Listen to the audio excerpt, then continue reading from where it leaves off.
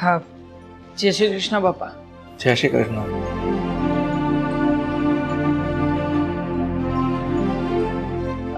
પપ્પા શું થયું પછી? આ ગુપ્તા અંકલ પાસેથી પેમેન્ટ લેવાનું હતું, આવી ગયું કે નહીં? ના, આવ્યું તો નથી, પણ એને કહ્યું છે હું ચેક આપી જઈશ તમને ઓફિસ પર. પણ પપ્પા, હા હવે દર વખતનું થયું છે, દર વખતે લેટ પેમેન્ટ આપે છે. આવ બેટા. કેમ આજે તો કોલેજથી વહેલી આવી ગઈ? પપ્પા, મારા મેડમે એક ચિઠ્ઠી આપી છે, લો. ચિઠ્ઠી? શેની ચિઠ્ઠી? વાંચો. કમ્પ્લેન કરી હશે મેડમે, બીજું તો શું હોય પપ્પા? ઓ, કઈ કમ્પ્લેન નથી કરી હો.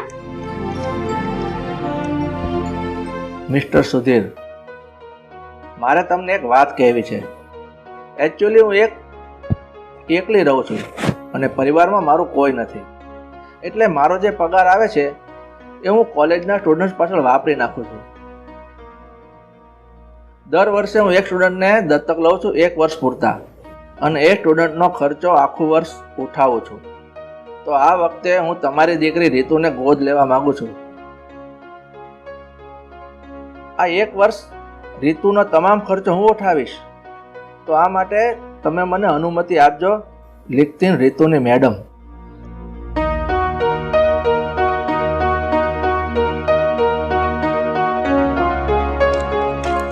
જો પપ્પા, આવું કંઈ કરવાનું થતું નથી. અને જ્યાં સુધી મને ખબર છે ને, ત્યાં સુધી આવા કિસ્સામાં એવું થતું હોય છે કે છોકરીઓને ગેરમાર્ગે દોરવામાં આવે છે. ભાઈ, હા તું શું બોલે છે? મારા મેડમ કઈ એવા નથી. આ એ તો ભગવાન જેવા છે. એ તો તને લાગી રહ્યું છે, બાકી હાથીના ચાવવાના અને દેખાડવાના બંને દાંત અલગ અલગ હોય છે પપ્પા, તમે જાણો છો ને? શું જાણો છો? તું કઈ નથી જાણતો. મારા મેડમને તો હું જ ઓળખું છું. તને ખબર છે, આ હું કઈ પહેલી સ્ટુડન્ટ નથી. એમણે મારી જેવા કેટલા સ્ટુડન્ટને દત્તક લીધેલા છે. ચલ માની લઈએ કે તારા મેડમ આ દર વર્ષે નવા સ્ટુડન્ટોને દત્તક લઈ રહ્યા છે, તો ક્યારે ગઈ છે એ લોકોને પૂછવા કે આ દત્તક લીધા પછી આ મેડમ શું કરે છે એમની સાથે? ખબર છે તને? મેડમ કઈ નથી કરતા, બસ સ્ટુડન્ટનો ખર્ચો ઉઠાવે છે. ખર્ચો ઉઠાવવાના બધા નાટક છે, બાકી આવું કરીને એ છે ને કઈ ખોટા કામ કરાવતા હશે, અને એટલા માટે કોઈ ખર્ચો ઉઠાવી શકે. નકર તમે જ વિચાર કરો ને પપ્પા, કોઈ પણ વ્યક્તિ બીજા વ્યક્તિનો ખર્ચો શું કામ ને ઉઠાવે? અરે બસ બેટા, તમે લોકો શાંતિ રાખો. તમે લોકો અંદર શું કામ ઝઘડો છો? આપણે એમના મેડમ દત્તક લેવા માંગે છે તો પહેલા થોડુંક વિચારીશું, પછી આપણે કહીશું. શું વિચાર કરવાનો હોય પપ્પા? કોમન સેન્સ ની વાત છે, હવે આમાં પણ વિચાર કરવાનો ઘરમાં? નહીં સમજે. હા તો 100 વાતની એક વાત છે, તારે જવાનું નથી એટલે જવાનું જ નથી.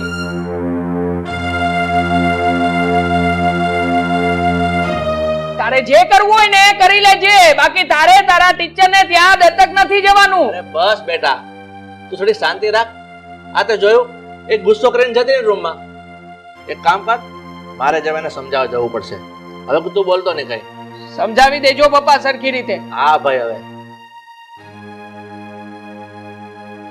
દત્તક લેવા માંગે છે, નાટક છે આ બધા.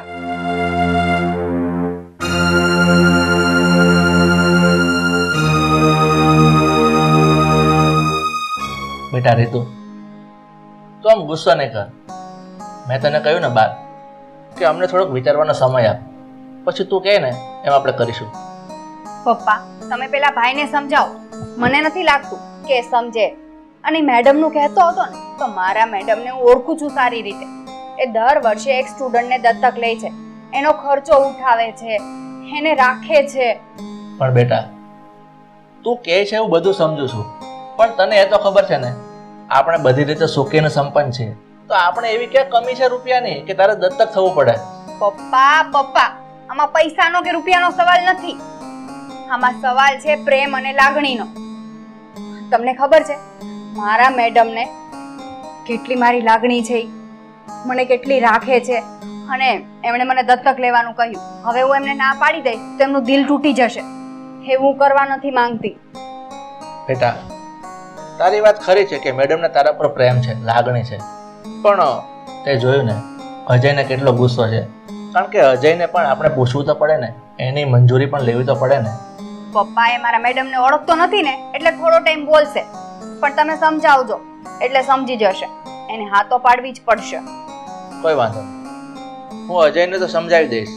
પણ એક વાત પૂછું, હા, આ તારા જે મેડમ છે એને હજુ સુધી મેં નથી જોયા કે નથી અજય જોયા, તો તું એક કામ કર, એક દિવસ એને આપણા ઘરે લઈ આવ, આપણે રૂબરૂ સાથે બેસીને વાત કરીએ. ઠીક છે, હું લઈ આવીશ. હા, મેડમને છે ને મેં ઘણીવાર આપણા ઘરે આવવાનું કહ્યું, પણ એ મને ના પાડે છે. આપણા ઘરે જ નથી આવતા. પણ તું એમ કહે છે કે એ મને બહુ પ્રેમ કરે છે, મને પોતાની દીકરી જેમ માને છે, તો પછી એને ઘેરે આવવામાં વાંધો શું છે? એ ખબર નહીં, પણ હું એમને ઘરે લઈ આવીશ, પરાણે લઈ આવીશ. બસ. કોઈ વાંધો નહીં, તું મેડમને ઘરે લઈ આવ, હું અજયને સમજાવી દઈશ. ઠીક છે. હવે તું રાજી? હા. તો પહેલા તું જમી લે, તું કોલેજથી આવે ને તે ખાધું નથી. મને ખબર છે, પપ્પા છે ને ભાઈને મનાવી જ લેશે. હા.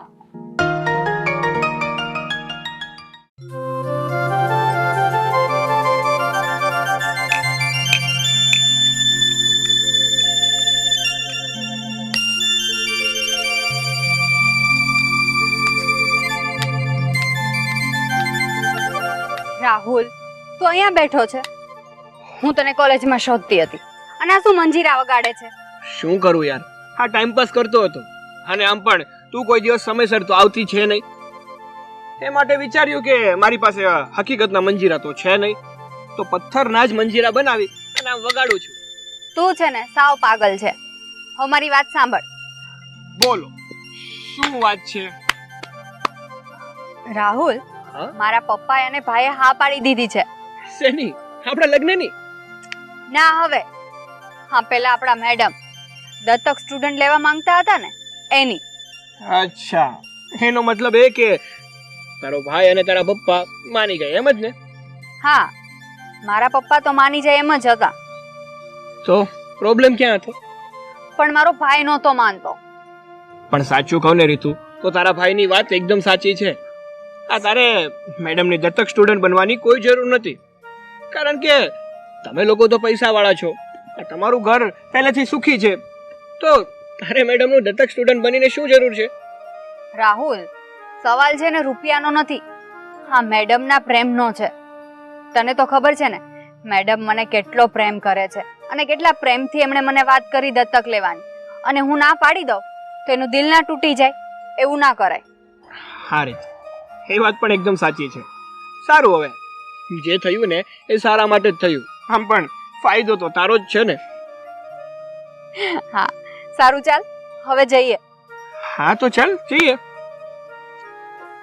કે તારે હજુ મંજીરા જ વગાડવા છે? અરે ના ના, મંજીરા તો તૂટી ગયા ન કરે. ચાલ.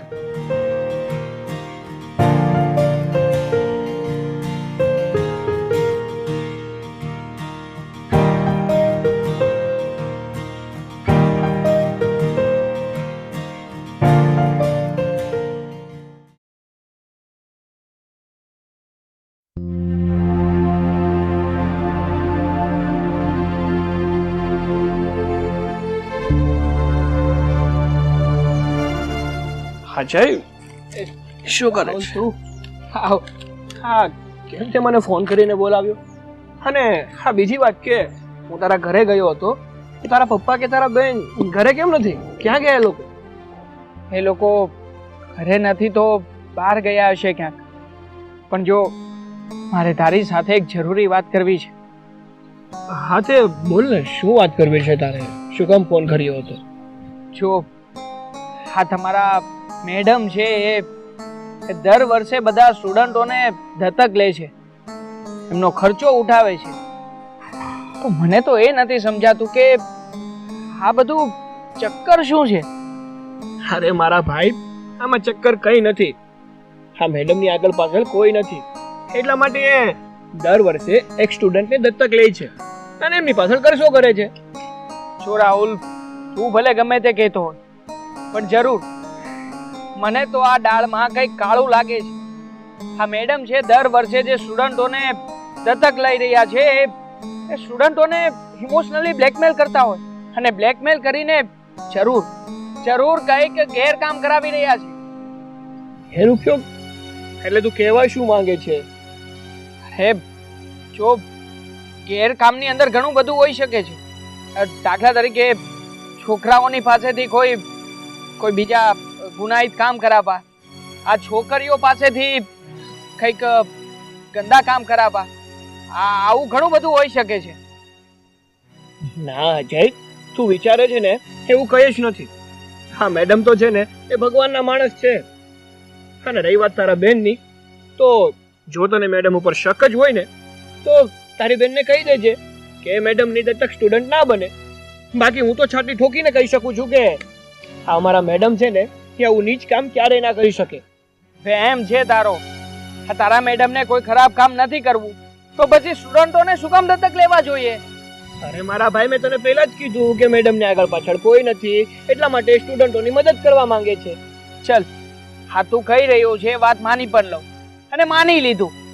હા, તારા મેડમ જે છે એ આ લોકોની મદદ કરવા માંગે છે, તો મદદ કરવા માટે કે સેવા કરવા માટેના સ્થળો ક્યાં કોઈ ઓછા છે? એ ગરીબોની પણ મદદ કરી શકે છે, રસ્તે ચાલતા ભિખારીને પણ ભીખ આપી શકે છે, અનાથ આશ્રમમાં જઈને સેવા પણ કરી શકે છે. તો એવું કેમ નથી કરતા?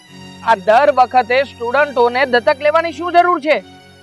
જો મારા ભાઈ, તું ગમે તે કહે, પણ મેં તો તને કીધું ને કે મેડમની આગળ પાછળ કોઈ નથી, એટલા માટે સ્ટુડન્ટોની મદદ કરવા માંગે છે, એમને પોતાના બાળક તરીકે રાખવા માંગે છે. બાકી જો તને જે સારું લાગતું હોય ને એ કર, મારે તને કોઈ દબાણ નથી કરવું. ચાલ હવે તો જઈએ. હા ચલ.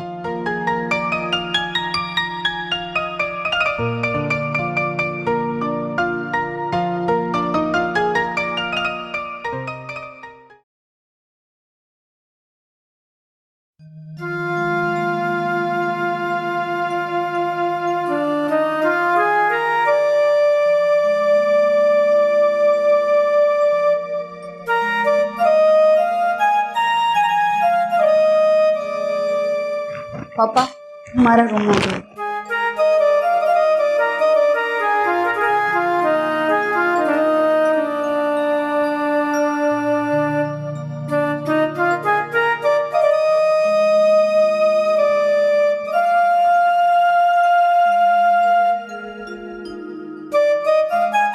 મમ્મી, તને ખબર છે આજે મારા મેડમે મને ડ્રેસ લઈને આપ્યો, હે પણ જો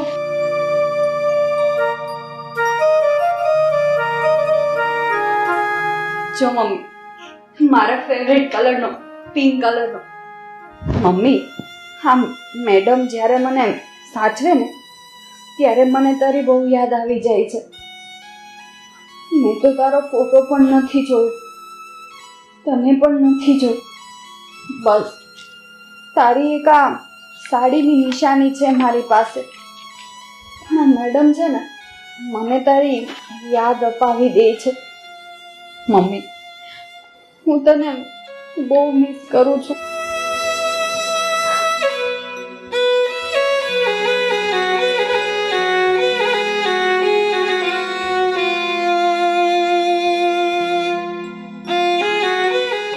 પણ મમ્મી, અમારા મેડમ છે ને એ મને એટલો બધો પ્રેમ કરે છે ને કે તારી કમી મને નથી વર્તાવા દેતા.